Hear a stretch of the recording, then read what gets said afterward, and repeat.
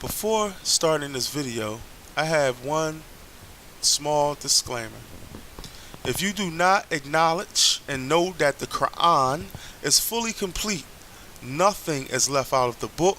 It is fully detailed. It is the best explanation of all things, and it is Allah's guidance sent down to us.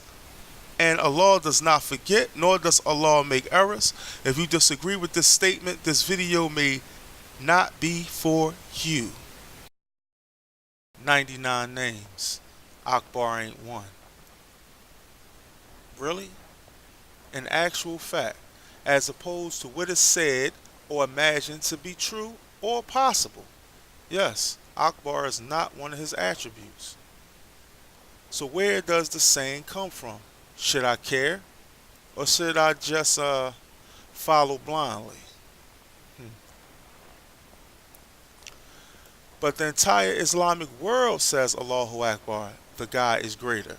But the most common expression of this is said to mean God is the greatest. Hmm, really? You say there's nothing wrong with calling Allah the greatest. And I ask you, and why do you believe that? Is it because someone told you it's alright to say it? Is it because you heard someone say it and you repeated it? Or did you read it somewhere? If so, in what book and who is the authority? Either way, someone told you this is what to say and when you should say it. And you follow what you was told, huh? I did the same thing for a while. But what I did was question them. So did you question them? If you didn't, why not? In the name of Allah, the Beneficent, the Merciful, Quran 17:36, and you shall not follow blindly any information of which you have no knowledge of. Indeed, you will be held accountable for your hearing, your sight, and your intellect. See? Don't follow blindly nothing you don't have any knowledge about. Find out about it. That's what the law is telling us to do. See, people say things out their mouth that sound good, but really do not understand the meaning of the words or the phrases that they are expressing. And that's a fact. For instance, way back in elementary school, we learned something called comparative adjectives and superlative adjectives. Comparative adjectives are used to compare differences between two objects that they modify, like larger, smaller, faster, and higher. They are used in a sentence where two nouns are compared in this pattern that's below. Noun, subject, verb, comparative adjective, then noun, object. But in layman terms, just to make it simple, like they taught us in elementary school, which a lot of us forget, like for instance, old is the word, older is the comparative of the word old. Oldest is the superlative, which means the comparative form of the word in its highest sense. For instance, thin, thinner, thinnest, curly, curlier, curliest, nice, nicer, nicest, simple, simpler, simplest, gullible, more gullible, most gullible, powerful, least powerful, less powerful, famous, more famous, most famous, upset, least upset, less upset, and least upset, big, bigger, biggest, or great, greater, greatest, small, smaller, smallest, and it goes on. See? Great is the word al-kabir. Akbar would be greater. Al-Akbar is the greatest. So now let's look at Akbar. Akbar is the comparative, the ER in English, form of the word kabara, which means great. Right? Or kabir, where the word kabir comes from. Akbar is greater. Greater is the comparative form of the word. Al Akbar, the greatest, is the superlative form of the word. Both Akbar and Al Akbar are comparative terms. Period. Quran 13:9. The knower of the unseen and the witness, the great Al Kabir, Ka Ba Ra, the exalted, Al-Mutal. See? Allah is the knower of the unseen and the witness. He witnesses all, no one else. He's the great, Al-Kabir. In that ayat, Allah did not call himself Al-Akbar, the greatest. But he describes himself as Al-Kabir, and he does it in many places. And that's the great, a definite article. Allah has already called himself the great. So you can't say you're greater or something is greater or the greatest compared to who? That is shirk. By saying Allahu Akbar, you're comparing him as if there are other gods besides him. Who are you comparing him with? If he's the greatest, then who's greater? Who's great? In fact, nowhere in the Quran will you find Allah describing himself or commanding the believers to call him Allahu Akbar. Why is that? Is it because the Quran is not fully complete? Is it not fully detailed? Do you deny those ayahs of Allah? The term Allahu Akbar appears 0 times in the Quran. I repeat, 0 times in the Quran. Okay? Quran 68:37. Allah is asking the question here. Do you have some other book in which you are studying? Do you? The term originates from outside of the Quran. That is an undisputed fact. Period. Where you will find the word Allahu Akbar is in some other book that people may be studying, or books that people may be studying. The word Allahu Akbar appears 23 times in the Hadith book of Bukhari. The word Allahu Akbar appears 4 times in Hadith book Muslim. It appears 5 times in Hadith book Sunan Trimini. It appears 35 times in Hadith book Ibn Maj. It appears 5 times in the Hadith book Malik's Mutwata. It appears 12 times in Hadith book Sunan An-Nasai. It appears 2 times in Hadith book Sunan Abu Dawood. Again, Quran 68:37. Or do you have some other book in which you are studying? It appears they do. Since the fact of the matter is that the term is not in the Quran, and that does not draw a red flag in your mind, is it because you believe as these people believe? Standard, you have no legs to stand on. You cannot believe the Quran for rejecting the Hadith. If you reject the Hadith, you are by extension rejecting the entirety of the Quran. Do you believe in abrogation? Yes, I do. Where do you base that from? From the Quran. If you reject the Hadith, which is a book, you reject the Quran, which is a separate book. So he said, if you reject the Hadith of Bukhari, Trimini, Muslim, Abu Dawood, all these people, then you reject the Quran that Allah sent to Nabi Muhammad. How is that possible? Okay, so then he asked him another question, just to show you where these people's minds are at and how they deceive. The question was, do you believe in abrogation? He said yes. Another question was posed, on what basis? He said from the Quran. So he's telling me that Allah abrogates his ayats. Let's see. First of all, what is abrogation? The repeal or abolition of a law, right or agreement. That means that something was in effect a law and you got rid of it. You repelled it or you abolished it. Okay? In some cases, they abolish it and put something else in the place of it when it is abrogated. So do Allah abrogate his ayats? Let's see. Quran 2:106. We do not abrogate ayats or cause to be forgotten. We bring forth a more charitable one or similar to it. Do you not know that Allah is over all things competent? Allah does not abrogate an ayat. So he said he got it from the Quran. That's a blatant lie. Allah does not abrogate his ayats, period. Where do y'all get that from? Those other books? So again, do you believe as these people believe? This is After this. okay. No, After this. wait. Explain to me when Allah says in the Quran here. You believe Allah said that in the Quran, right? Allah revealed the Quran. وَأَنزَلْنَا أعوذ بالله من الشيطان الرجيم وَأَنزَلْنَا إِلَيْكَ الذِّكْرَ. We have revealed upon you dhikr, which you say is the Quran. لِتُبَيِّنَ لِلنَّاسِ مَا نُزِّلَ إِلَيْهِمْ مَا نُزِّلَ إِلَيْهِمْ. So that you explain to people, what has been revealed upon them. Okay, now when the Prophet is reading the Quran to them, Allah is saying so that you explain to them what has been revealed. So Allah is saying that explanation in the Quran is valid. Okay, so where is that explanation of the Prophet?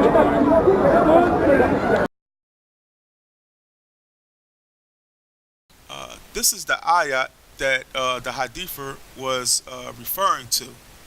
Quran 1644.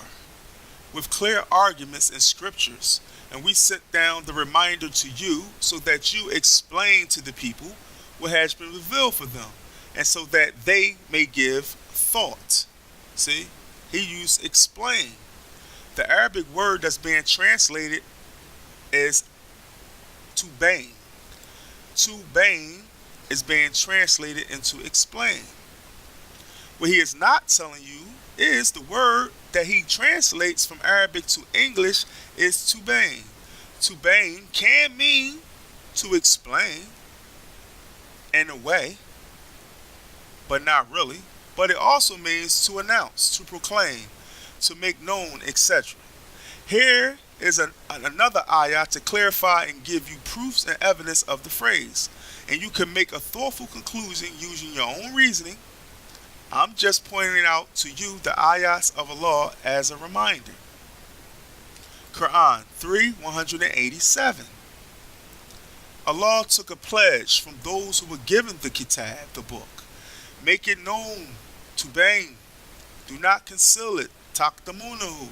But they threw it over their backs. They bartered it for a small price. What a bad bargain they made. See? The brother used make it known. Tubain was translated into make it known here. But what Allah did was something really special. He used the direct opposite of tubain. It's taktamunahu in the Arabic. So the direct opposite of taktamunahu would not be to explain. Okay? The opposite of tubain is taktamunahu, which means conceal, as used in the ayat. And the opposite of conceal is not explain. What is an antonym? A word opposite in meaning to another, like tubain and taktamunahu, or bad and good. Conceal, keep from sight or hide. Keep secret, prevent from being known or noticed. See, with conceal is the direct opposite of make it known, because if the definition of it is to prevent from being known. The direct opposite. Make it known, let it be known, means to ensure that people are informed about something, especially via a third party. That's what the Prophet Muhammad did. He made it known. The direct antonym for make it known is conceal. Period. 1644. Again, let's look at the ayat one more time. With clear arguments and scriptures. And we sent down the reminder to you, so that you what? Make it known to the people what has been revealed for them, and so that they may give thought. See, the Prophet Muhammad was to make it known to the people. Okay, and now we followers of the Prophet, and we're being guided by Allah, and he's our example. So we must do what he did, and that's what all the Muslims in his time did. They spread Islam. They made the Quran known to the people because it has been revealed for them by Allah. That's what the Prophet did. Can't you see that here? Pay attention. They rather use the translation explain and misrepresent the translation to back their false belief. I say false belief because it has no legs to stand on, because it can't be validated from the Quran. Period. But if you choose to use explain in a translation, as he and others like him do, to mean that Nabi Muhammad, peace and blessings upon him, has an explanation of the Quran outside of the Quran, then take heed to the ayahs of Allah. Pay attention. Quran 1689. The day will come when we raise up in each community a witness against them, and we shall bring you as a witness against these people.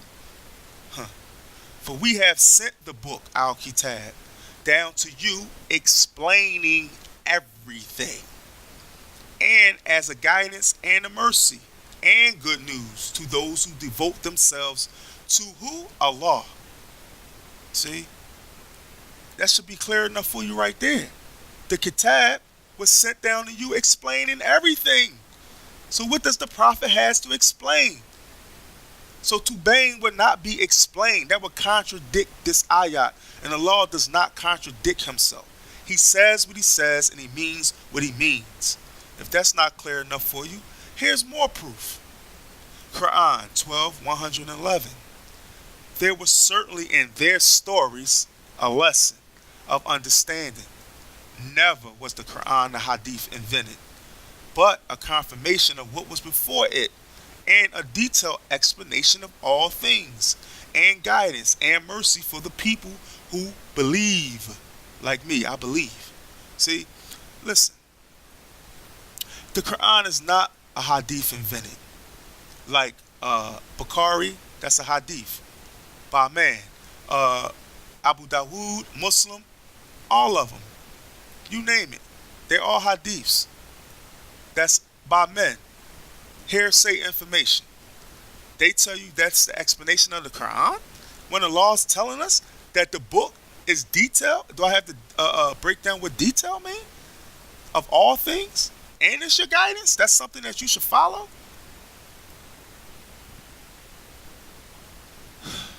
So the explanation of the Quran was sent down embodied in the Quran itself, as I had just proved to you in the ayats that I just read to you.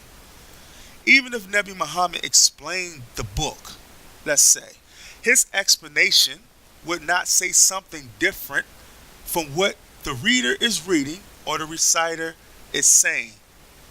For example, Quran 2:129, our Lord, make a messenger of their own rise up from among them to recite your ayahs to them.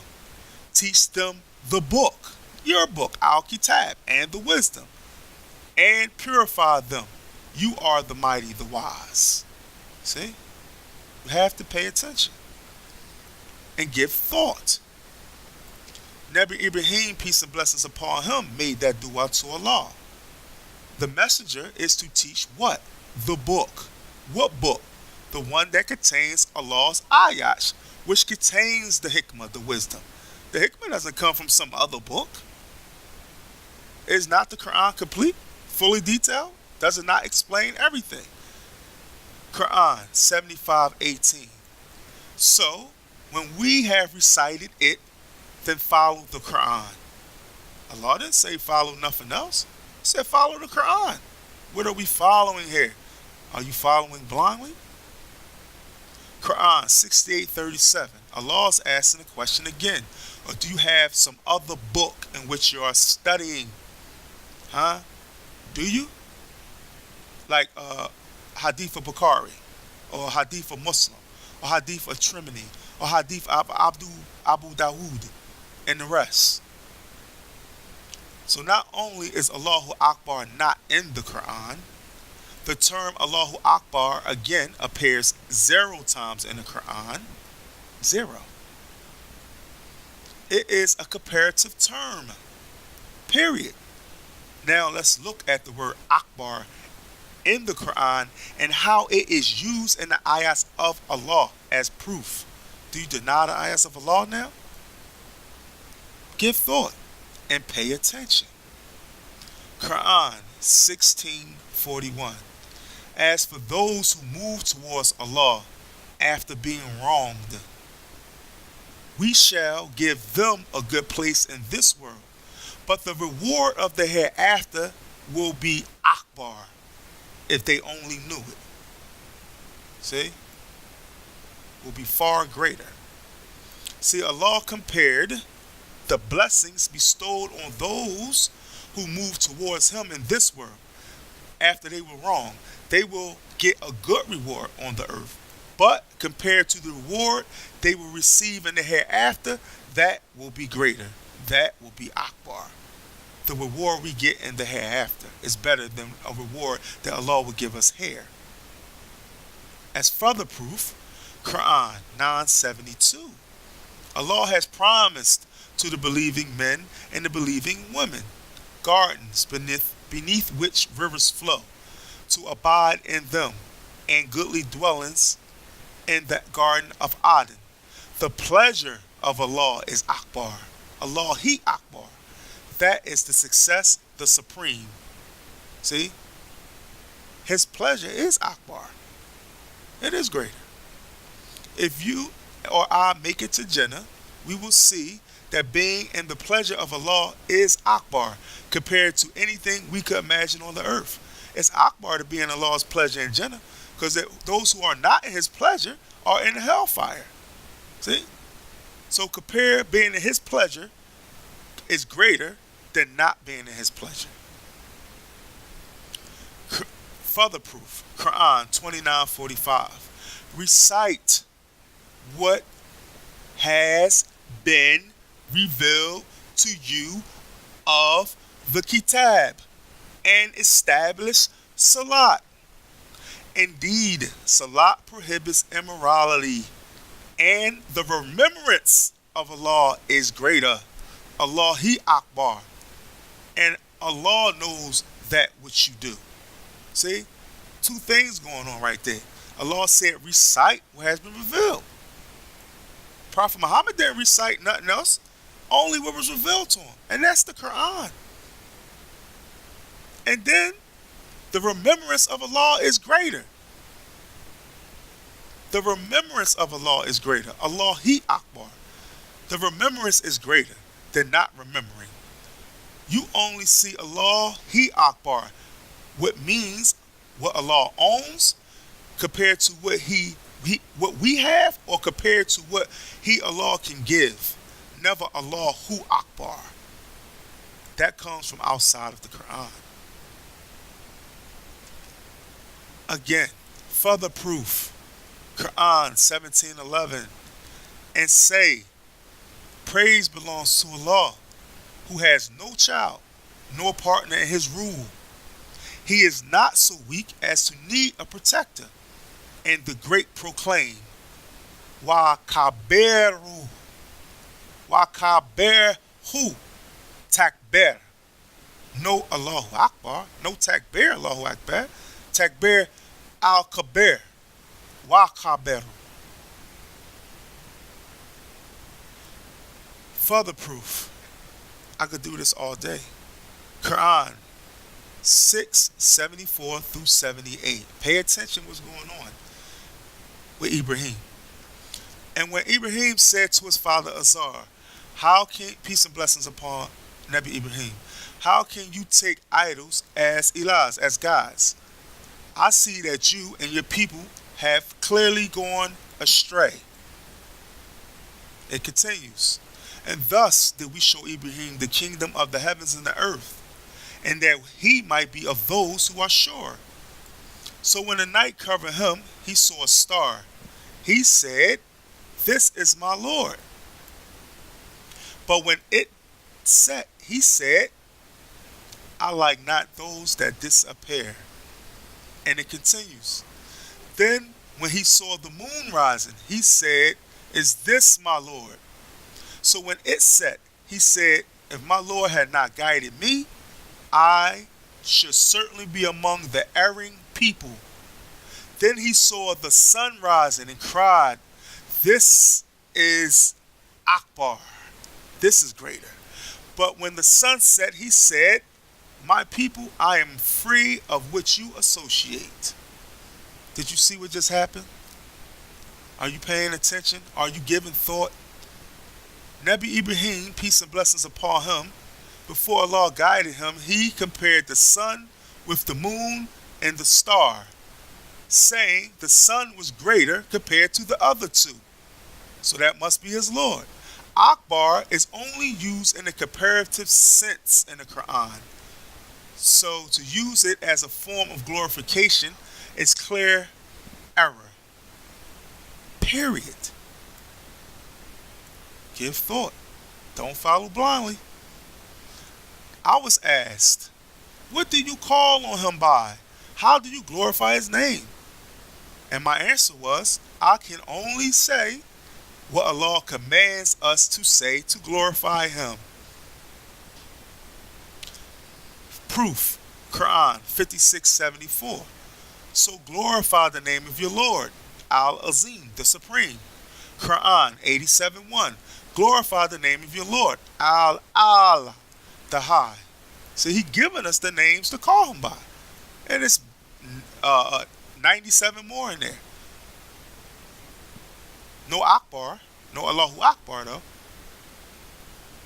Further proof. This is from the oldest surviving Arabic papyrus and the oldest dated Arabic text from the Islamic area. Here's the reference number, the site and link. This is the date, 22 AH or 642 CE, found in Heracleopolis, in Egypt. Not in Arabia though, but in Egypt. It is a bilingual Arabic-Greek fragmented consisting of a tax receipt document concerning the delivery of sheep to the magistrates and other people who arrive as a down payment of taxes of the first indiction.